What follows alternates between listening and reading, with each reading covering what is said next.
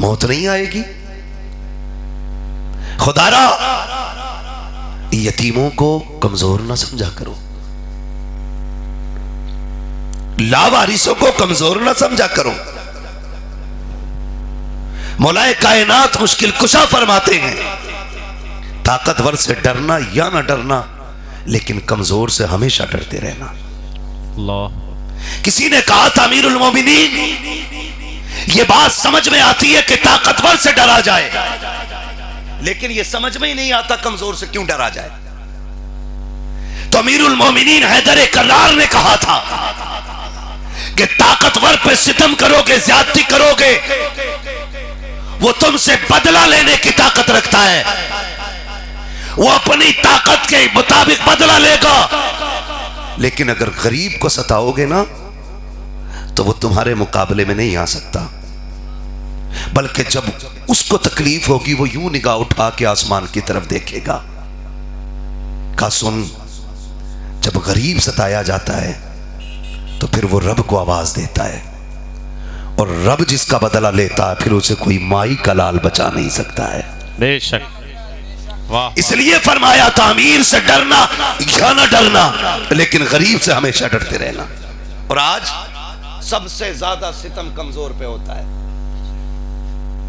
गलत नहीं कह रहा हूं, अल्लाह ने टके भर की दौलत दे दी है ना, तो फिर कुर्सी छोड़ के उठता ही नहीं। अब्बा भी आ रहा तो कह रहा बैठो, अब्बा से बेटा कह रहा यूं कुर्सी पे बेटा बैठा है, अब्बा से कह रहा बैठो, लिमिट में रहे। अल्लाह एक थोड़ा निकालेगा गर्दन में और तोड़ के रख देगा।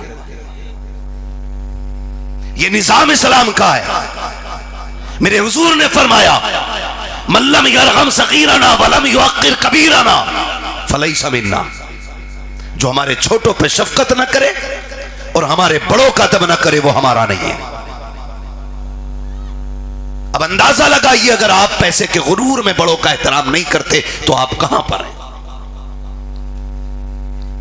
आप अगर छोटों पे शफकत नहीं करते हो, मस्जिद में आए 5 वक्त के नमाजियों को बच्चे मिल गए जुमे के दिन, थपड़ा लिया आके, निकल भाई निकल निकल निकल। उनसे कोई नहीं पिटता तो बच्चों को मार लेते। जब हम बच्चों को बचपन में भगा देंगे तो जवानी में तुम्हारा बाप लाएगा हाथ पकड़ के। इन बच्चों को बचपन में मस्जिद में लाने के आदी बनाओ।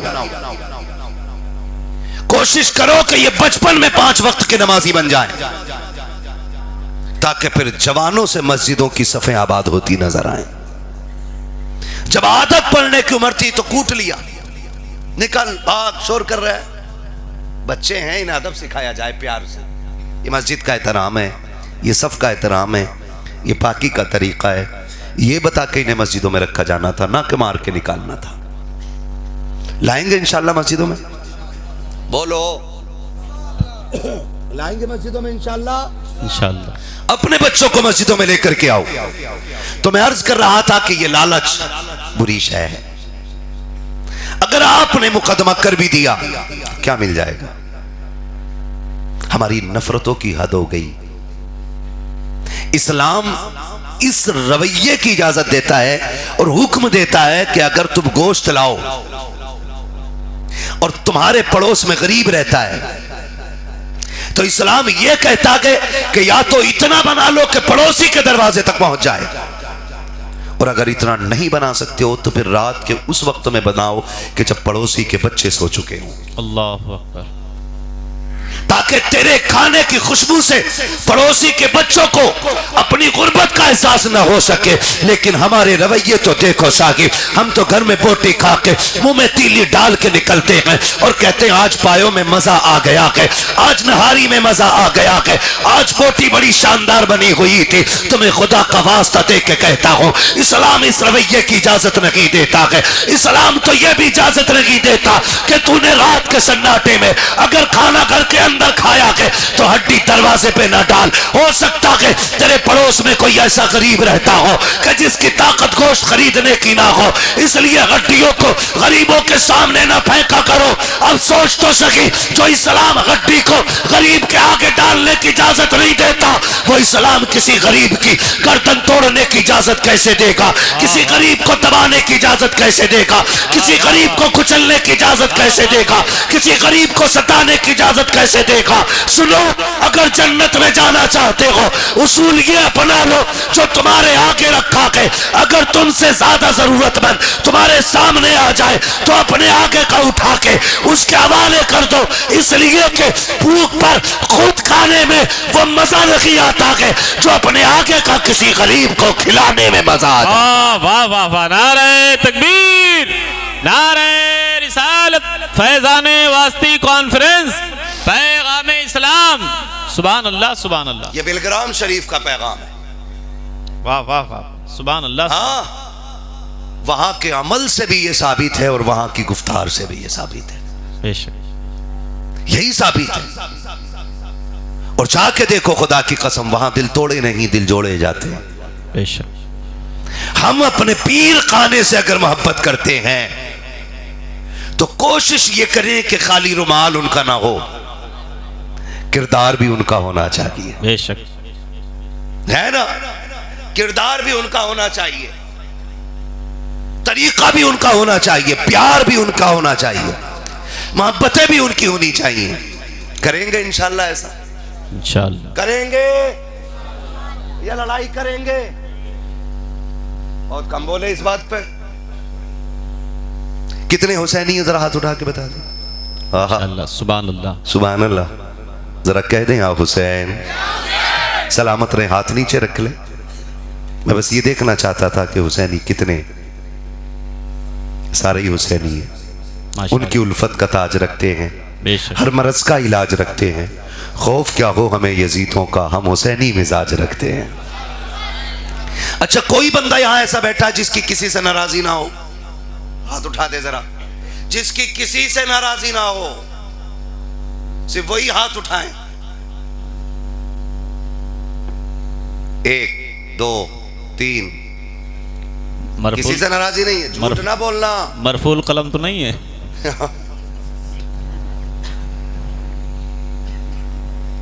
बस हाथ नीचे कर लें। मैं कुछ समझाना चाहता हूं। ऐबों पे पर्दा डालना मेरे रब का काम है, और जो बंदा रब की इस सुन्नत को अदा करेगा अल्लाह क़यामत में उसके ऐबों पे पर्दा डाल देगा। बेशक, सुभान अल्लाह। है ना, सुबह उठ के सोशल मीडिया की तरह किसी के खिलाफ बकवास नहीं करनी चाहिए। अगर आप किसी के ऐब को जान गए, पर्दा डाल दो, बेशक, उस पे पर्दा डाल दो। शेख सादी शिराजी ने यह बात लिखी है कि किसी बादशाह से आकर के उसके वजीर ने कहा कि आज तुम्हारा दुश्मन खत्म हो गया। मफहूम है उस हिकायत का? जी जी जी। कि आज तुम्हारा दुश्मन खत्म हो गया है। तो उसने कहा इसमें खुशी की क्या बात है, जो आज खबर उसकी आई है कल यही खबर हमारी भी तो आनी है। बेशक, अगर आज वो नहीं रहा तो कल हम भी नहीं रहेंगे, हम भी नहीं रहेंगे। इसलिए दुश्मन के इख्तिताम पे खुश भी नहीं होना चाहिए। बेशक, इस्लाम इतना हसास है, इस्लाम इतना हसास है अपने मानने वालों को। कितना खूबसूरत नजरिया पेश कर रहा है। और मानने वाले बंटवारा होता ना, बंटवारा तो पहले ही कोनी मार दे। सही से नाप दिए थोड़ी सी मेरी। यही तो बात है, अब भी गोलू मोलू ही नाम चल रहे हैं इस उम्मत में। इतनी तरक्की के बाद भी अब भी आवाज आ रही है गोलू। कोनी मार के कह रहा है सुन भाई ठीक से नाप दी, फ्रंट कम ना रह जा मेरा। वह कह रहा कोई बात नहीं, परसों चाय पी थी तुम्हारी यार, 1 आध फीट तो बढ़ा के मार ही दूंगा हाथ, है ना। ये कंडीशन है, इससे कोई नतीजा होने वाला बोलो कुछ है नहीं ना। आज इंच के लिए भाई भाई का दुश्मन है, अपने अपनों के खिलाफ हो गए। कचहरी जाओ, मुकदमे देखो जाकर के, भाई का मुकदमा भाई के खिलाफ है। और भाइयों की बेगैरती का आलम यह है, एक भाई इस वकील के बिस्तर पे बैठा कह रहा वो जो बैठा ना मेरे भाई, कम से कम 6 साल की करानी है उसे। अल्लाह, कितने साल की? तो कम ये वाला भी जल्लाद नहीं है, ये कह रहा सुन, वो जो बैठा है ना सफेद बालों वाला, 12 साल की करानी है पूरे। कितने साल की? 12 साल की करानी है। कह रहा कुत्ता बना दूंगा, कुत्ता। और सिर्फ किस लिए? उसने दीवार टेढ़ी कर कैसे दी? मेरी इतनी जमीन भी ली किस लिए? मैं पूछना चाहता हूं, आज अपनों के गिरबान पकड़ करके कोर्ट में घसीटने वालों, अपनों को जलील और रुसवा करने वालों, अपनों को तबाही पर खुशियां मनाने वालों, मुझे बताओ तो सकी, तुम आज भी भाई लगते हो, कल भी भाई लगते थे, आज तुम्हें हो क्या गया कि आज आलम यह कि भाई की तबाही का नजारा देखना चाहते हो? कल एक छोटी सी हवेली थी, 20 फीट का आंगन था, उसी के अंदर 4 भाई रहते थे, लेकिन रिश्तों का आलम ये था, जब एक स्कूल से आ जाता था और दूसरे को ताखीर होती थी, तो जो पहले आता था माँ कहती थी बेटे खाना बन गया है, तेरी पसंद की बिरयानी बनाई है। वो कहता था नहीं माँ, जब तक भाई नहीं आ जाएगा तब तक खाना नहीं खाना है। जब तक चारों इकट्ठे नहीं होते थे तुम बैठ के खाना नहीं खाते थे। आज वही भाई आपस में एक दूसरे के लुक़मे छीनने के लिए तैयार हैं। कल तुम्हारी मोहब्बत का आलम तो ये था कि अगर बाजार से कोई चीज आती थी बाप ला के तकसीम करता था। अगर बड़ा भाई घर में है, छोटे बागर खेल रखे हैं, तो उस वक्त में बड़ा हाथ आगे करके कहता था अब्बा मेरा हिस्सा दिया जाए। बाप ने हिस्से की चीज मुट्ठी में रख दी, उसने हाथ पीछे किया, फिर आगे बढ़ा दिया। कहा क्या चाहिए? कहा ये मेरे दूसरे भाई का हिस्सा है। फिर लेकर के हमने जेब में डाला, फिर आगे बढ़ा दिया। कहा क्या चाहिए? कहा मेरे तीसरे का हिस्सा दिया जाए। फिर उसको भी जेब में डाला, हमने फिर आगे बढ़ाया। बाप ने कहा क्या चाहिए? कहा मेरा चौथा रह गया है। जरा दिल पे हाथ रखे तो बता, कल छोटे से आंगन में तुम 4 लोग रहते थे, एक दूसरे के बगैर खाते नहीं थे, एक दूसरे के बगैर पीते नहीं थे। आज तुम्हें क्या हो गया है? एक दूसरे की रोटी छीनने पे लग गए हो, एक दूसरे को जलील करने पे लग गए हो। खुदा का वास्ता दे के कहता हूं, अपनों की कदर कर लो। अगर ये चले गए बहुत याद आया करेंगे, इनकी दूरी तुम्हें तड़पा दिया करेगी। उनसे पूछो जिनके पास भाई नहीं है, उनसे पूछो जो रिश्तों से खाली है। खुदा की कसम, ईद के दिन चाय पी करके भाई कहने वाले हजारों मिल जाते हैं, लेकिन लघु का दर्द जो लघु के लिए होता है वो सगों के अलावा कहीं नजर नहीं आता है। इसलिए मैं कहता हूं, अपनों के खिलाफ मुकदमे ना करो, अपनों को तबाह ना करो, अपनों को बर्बाद ना करो। इसलिए कि चाय पी करके भाई कहने वाले 1000 मिल जाएंगे, लेकिन तेरे सीने की गोली अपने सीने पे लेने वाला सगे भाई के अलावा कोई दूसरा नहीं मिल सकता है। वाह वाह वाह वाह वाह, सुभान अल्लाह, सुभान। इसलिए आपसे कहना चाहता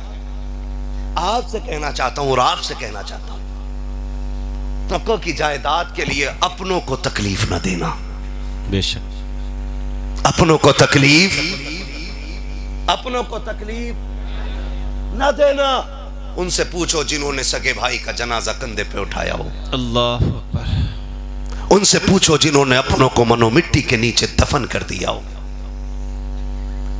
बता, आज इसे शरीक समझ के तू जेलों में ठूंसने की कोशिश करता रहा, जब वो जनाजे में लेटा तब तेरे दिल की क्या हालत थी? वो कहेगा एक नहीं हजारों बिजलियां गिर गई। इसलिए मैं कहता हूं, आज हैं तो इनकी रहते हुए कदर कर लो, कल नहीं होंगे तो रोने के सिवा कोई चारा नहीं होगा। आज इज्जत करो इनकी, आज कदर करो इनकी। क्या लगता है आपको, आप अगर अपने को जमीन में दफन कर देते तो आप कामयाब हैं?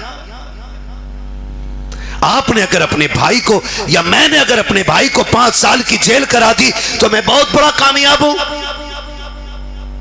होशियार रहा करो, खास करके उन लोगों से जो तुम्हारी चाय पीते हैं और तुम्ही को अपनों के खिलाफ खड़ा कर देते हैं, जो आपको आपके भाई के खिलाफ खड़ा करे वो आपका अपना नहीं हो सकता है। ऐसे लोगों को पहचानो। कई बार भाइयों का मसला यह होता है कि भाइयों में समझौता हो जाता है। ये हराम की चाय पीने वाले ठलुए बेगैरत जो उल्लू से ज्यादा मनहूस होते हैं, बर्बाद नशे मन करने को बस एक ही उल्लू काफी था। हर शाख पे उल्लू बैठा है, अंजामे नशे मन क्या होगा। ऐसे लोगों से मोहतात रहिए। आके आप ही से पूछेंगे क्या किया भाई भाई का अपने। अरे यार क्या करते, छोड़ दिया, चलो जाने दो।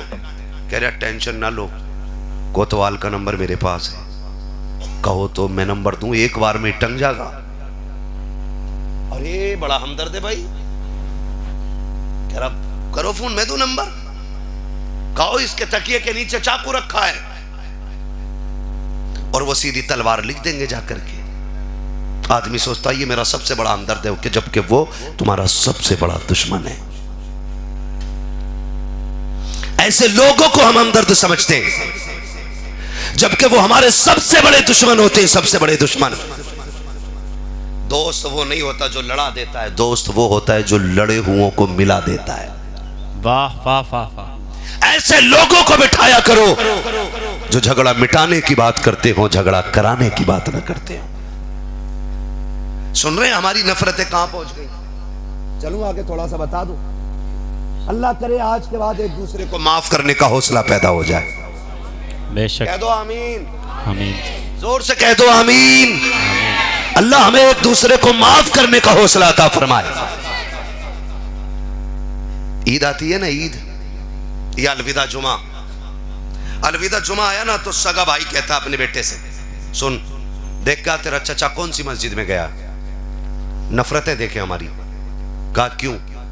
कहा जिस मस्जिद में वो जाएगा उसमें मैं नहीं जाऊंगा नमाज पढ़ने। अल्लाह। और ये होता है, हम अपने झगड़ों की वजह से मस्जिदें छोड़ जाते हैं। जो लोग इस तरह की नफरतों को परवान चढ़ाते हैं वो एक अच्छी नस्ल को जन्म देने वाले नहीं होते। बेशक। हम अगर अपने बच्चों के सामने सगे भाई कीचड़ में मस्जिद छोड़ देंगे ना, तो हमारे बच्चे एक दूसरे को दुनिया छोड़ाने की कोशिश करेंगे। खत्म करें हम ये नफरतें और प्यार बांटना शुरू कर दें। प्यार बांटना शुरू कर दें। खास करके बच्चों का इस्तेमाल बिल्कुल ना किया जाए इस चीज में। बेशक। मां बहनें बैठी हुई हैं, इनसे भी कहूंगा, अक्सर घरों में होता यह है कि माएं अपने बच्चों के सामने फूफी की मुखालफत करती हैं। क्या करती हैं? मुखालफत। फूफी समझते हैं है ना? कौन होती है? बुआ। हाँ ठीक है, बच्चे ने बता दिया, मुहावरा याद रहना चाहिए। कौन होती है फूफी? बुआ की मुखालफत करती, बच्चों से कहती है लल्ला बेटे बुआ से होशियार रहियो, बड़ी खतरनाक है। और जितनी बुआएं हैं ये खाला से खतरनाक रहती है। वो कहती है इनके घर को तो इनकी खाला ने बर्बाद कर दिया। और जबकि गौर करे दोनों रिश्ते कितने करीबी हैं। खाला होती है मां की बहन। कौन होती है? माँ की बहन। खाला कौन होती है? और बुआ होती है अब्बा की बहन। करीबी है कि नहीं? बोलो कितना करीबी रिश्ता है। बुआ अब्बा की बहन है और खाला माँ की बहन। बोलो यार, खाला मां की बहन है और दोनों एक दूसरे के खिलाफ जहर भरते हैं। बुआ कहती है लल्ला खाला से होशियार रही है, और खाला कहती है बुआ से होशियार रही है, जहर न दे दे कहीं। जब हम अपने बच्चों के जहन ऐसे करेंगे तो आने वाली नस्ल में प्यार होगा कि नफरतें होंगी? बोलो, ये मैं बुनियादी बात आपसे कर रहा हूं। क्या होंगी? इसलिए मैं खालाओं से कहूंगा कि वो फूफियों के खिलाफ जहर न घोलें, और फूफियों से कहूंगा वो खाला के खिलाफ जहर न घोलें। बेशक। ये जो छोटे फूल हैं इन्हें खुश आवार खुश आगंग हवाओं में खिलने का मौका दिया जाए, इनको अच्छा मौसम दिया जाए ताकि ये अच्छा फूल बन सके, ये अच्छे इंसान बन सके। इसलिए आपसे गुजारिश है मां बहनों, जरा चुगली कम किया करो, गीबत न किया करो, एक दूसरे के खिलाफ जहर न घोला करो। जन्नत चाहिए तो कनीज़े फातिमा ज़हरा बन जाओ। बात इतनी हो गई पूरी। अब अगली बात, तवज्जो है सारे लोगों की। हम लोगों के चढ़ाए में आकर के नफरतों के बीज बो रहे हैं। और जब ये दरख्त बन के तैयार होगा ना नफरत का, ये सिर्फ एक घर को नहीं, एक हवेली को नहीं, एक बिरादरी को नहीं, बल्कि एक मुआशरे को तबाह करके रख देगा। पूरे एक मुआशरे को तबाह करके रख देगा। जिस पेड़ की जड़ें मक्के से शुरू हुई हैं और आज दुनिया में तनावर दरख्त की तरह अखलाक पैगंबरी की रोशनी में फैला हुआ है, उस दरख्त को काटने की कोशिश न कीजिएगा, उसे फैलाने की कोशिश कीजिए, उसे हरा करने की कोशिश कीजिए। एक दूसरे में प्यार बांटिएगा, मोहब्बत बांटिएगा। नफरतें देखें कितनी हो गई हैं। कल तक एक दूसरे के लिए जीने मरने वाले लोग आज एक दूसरे को मरने मारने पे तुले हुए हैं। इससे बुरा दौर कौन सा आएगा हमारे लिए? एक दूसरे को ख़त्म करने पे लगे हुए हैं। इससे बुरा दौर कौन सा आएगा? आज हमदर्दी दो रोटियों की रह गई है, बाकी कोई नहीं है। दो रोटियों की हमदर्दी है। क्या आज अपना वही है जो खाने में दावत खिला दे? आज अपना वही है जो दो रोटी और चार रोटी दे दे खाने में। उससे बड़ा अपना आज कोई नहीं है। खुदारा अपने आप को बदलो, अपने आप को बदलो। लोगों के जज्बात की कदर करो, एहसासात की कदर करो। आप जानते हमारे घर में कोई फंक्शन आए ना, तो हम ये समझते हैं कि हमारे यहाँ दावत में जितना बड़ा नेता आ जाएगा दावत उतनी बड़ी हो जाएगी। गलत कह रहा हूं? यही सही है जी। एक नेता को बुलाने के लिए आदमी एड़ी रगड़ता है, एड़ियां जूतियां घिस जाती है, तब जाके एक नेता आता है। और जब खा के चला जाए तो लोगों में बातें होती हैं, अबे उसके यहाँ विधायक साहब आए थे, मंत्री साहब आए थे, और वो भी 3 दिन बाद फूले थोड़ी समारे। लिमिट में रह, करूं फोन अभी? लोग कहते हैं उससे कुछ न कहिए, उसके यहाँ मंत्री आए थे, एक फोन कर देगा पुलिस मारी मारी फिरेगी। ये कंडीशन है हमारी, है कि नहीं भाई? दावत होती है नेताओं की, किसकी? आप लोग नाराज बैठे हैं? राजी है ना? तो जरा बोले या रसूल अल्लाह। नाराज हो तो बताओ, कुर्सी लेके इधर आ जाऊं। मैं तो बीच की जगह थोड़ा सा इधर को ज्यादा ही बैठा हूं। नहीं, सही किया आपने। दाएं तरफ ज्यादा होना चाहिए, बाईं तरफ दिल होता है, इसीलिए खाली रखिए। इधर हजरत बैठेंगे ना, दिल इधर ही रहेगा ना। क्या बात है? खैरियत है? नाराज नहीं हो तो बोले जरा या रसूल अल्लाह। मैं रिश्ते बताने लगा हूं, रिश्ते। खुदा करे कि ये बात समझ में आ जाए। हम दावत देने के लिए, अमीरों को दावत देने के लिए जूतियां घिस लेते हैं। अगले दिन 4 दिन चर्चे होते हैं। कौन आया था? विधायक साहब आए थे। अब नेताजी आए थे, 3 हूटर वाली गाड़ियां थी। हम गांव के अनपढ़ क्या जाने, खाली लाल बत्ती देख के इतरा रहा, जबकि लाल बत्ती एम्बुलेंस पे भी होती है ना? अल्लाह ना करे कभी एम्बुलेंस में लेट के आए, ये भी ख्याल रखिएगा। कह रहा बत्ती वाली गाड़ी आई थी, और ये मेरी मां बहनें बैठी हैं। इनसे ये बात कहना चाहूंगा कि जब भाइयों का आपसी मसला हो तो उसमें औरतों को नहीं बोलना चाहिए। हक है, बेशक। और जब मामला बहनों का हो तो उसमें मर्दों को नहीं बोलना चाहिए। ये दामाद जो बिला वजह की एंट्री मार देता आगे, दामाद क्या बना लिया, मंत्री बन गया। और औरतें आपसे गुजारिश करूंगा, कभी शोहर को मजबूर ना करना अपने ऑर्डर पेश करके। कहती सुनो, अगर तुमने अपने भैया की दावत की तो आज ही चली जाऊंगी सूटकेस लेके, रुक नहीं सकती। अगर तुमने उसे बुलाया तो मैं नहीं रहूंगी घर में। तो इसके भागने के डर से वो अपने भाई को दावत नहीं दे रहा है, कहीं बीवी ना चली जाए। जबकि इसे पता नहीं बीवियां 1000 मिल जाएंगी, भाई दोबारा मिलने वाले हैं। बेशक।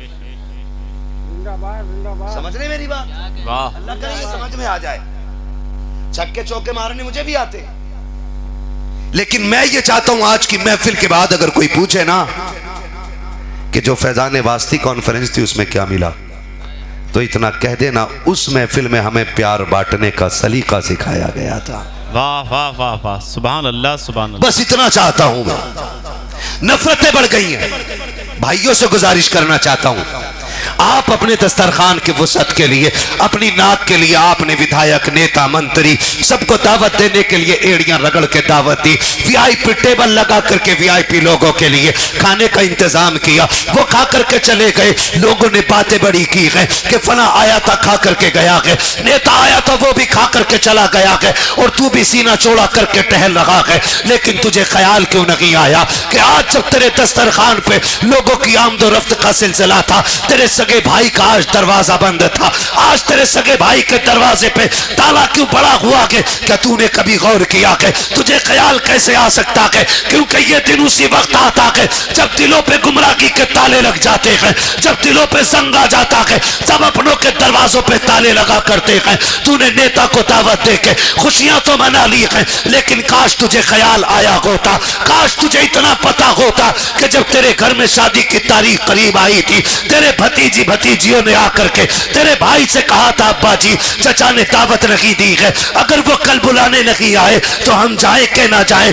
बाप ने बेटों के लहजे में जब अपनों का दर्द देखा था, खामोश होकर बैठ गया था। बेटी ने जोड़ा ला करके दिखाया, अब्बा मैं ये कपड़े लेकर के आई हूँ, चचा के बेटी की शादी पे मैं इन कपड़ों को पहनूंगी। भतीजे ने आकर के कहा था, अब्बा जी चचा के दरवाजे पे हम जाएंगे तो ये जोड़ा पहन के जाएंगे। अब्बा बताओ तो सही, अगर चचा आपको बुलाने नहीं आए तो क्या हमें इजाजत मिलेगी कि नहीं? तो बाप ने रोते रोते कहा था, बच्चों अगर तुम्हें बुला लिया जाए तो तुम चले जाना, झगड़ा मेरा है, लड़ाई मेरी है, तुम्हारी क्या लड़ाई है? तुम्हें खुदा का वास्ता दे के कहता हूं, जरा दिल पे हाथ रख के सोच तो सकी, जब तेरे दरवाजे पे सेठ अमीर कुत्ते खा के जा रहे थे, जब तेरे भतीजे कमरे में बंद होकर रो रहे थे, जब तेरे दरवाजे पर अमीर हाथ साफ करके जा रहे थे, तब तेरे अपने चेहरों को आंसुओं से धुल रखे थे। तुम्हें क्या लगता है ये खाने तुम्हें इज्जतें देंगे, ये दावतें तुम्हें शोहरतें देंगी? खुदा की कसम, तेरे दरवाजे पे लोग खा के जाएं क्या फर्क पड़ता है? अमीर खा के जाएं क्या इज्जत मिलती है? कुत्ते खा के चले जाएं क्या चार चांद लगेंगे? अल्लाह उनसे राजी नहीं होता जिनके दरवाजों पे सिर्फ सेठ खा के जाते हैं। खुदा उनसे राजी होता है जिनके दरवाजे पे कोई आए क्या ना आए, लेकिन अपने खूब दिल जोड़ के उसकी दावत पे हाथ। वाह वाह वाह, जिंदाबाद जिंदाबाद, नारे तकबीर, नारे रिसालत, फैजाने वास्ती कॉन्फ्रेंस, मसलके आला हजरत, नारे तकबीर, नारे रिसालत, सुभान अल्लाह। इसलिए खुदारा बच्चों का ख्याल करो, उनका ख्याल करो जो तेरी शादी के इंतजार में थे। बच्चों का क्या कसूर है यार? तुमने उन्हें जीते जी छोड़ दिया। सगे भतीजी भतीजे रोते रह जाते, लेकिन बेगैरत के दिल पे गैरत का एहसास एक बार भी पलट के नहीं आता। खुदा का वास्ता मना लिया करो अपनों को, राजी कर लिया करो अपनों को। अपनी बड़ी चीज होती, अपनी बड़ी चीज होती तुम नहीं जानते हो। जिस दिन ये नहीं होंगे ना, उस दिन तुम्हारी हवेलियां खंडर लगेंगी, तुम्हारे महल्लात बेरौनक हो जाएंगे। खुशियां अपनों के कदमों से आया करती हैं, खुशियां अपनों के कदमों से आती हैं। अपनों को छोड़ना नहीं है, अपनों को मनाना है। मनाएंगे इंशाअल्लाह, इंशाअल्लाह, वादा करें इंशाअल्लाह। अब भी कुछ लोग कहने तैयार नहीं है, पता नहीं कितना दिल में मैल लेके बैठे हुए। माफ करेंगे एक दूसरे को इंशाअल्लाह, इंशाअल्लाह। क्या बात है, अल्लाह सलामत रखे। एक दूसरे को माफ करने के आदी हो जाइए। अगर आप माफ नहीं कर सकते तो आप एक अच्छे इंसान नहीं हो सकते। अच्छा इंसान ही वही होता है जिसके अंदर माफ करने का हौसला होता है। बेशक। और हमारा इस्लाम यही सिखाता है, हमारा इस्लाम यही सिखाता है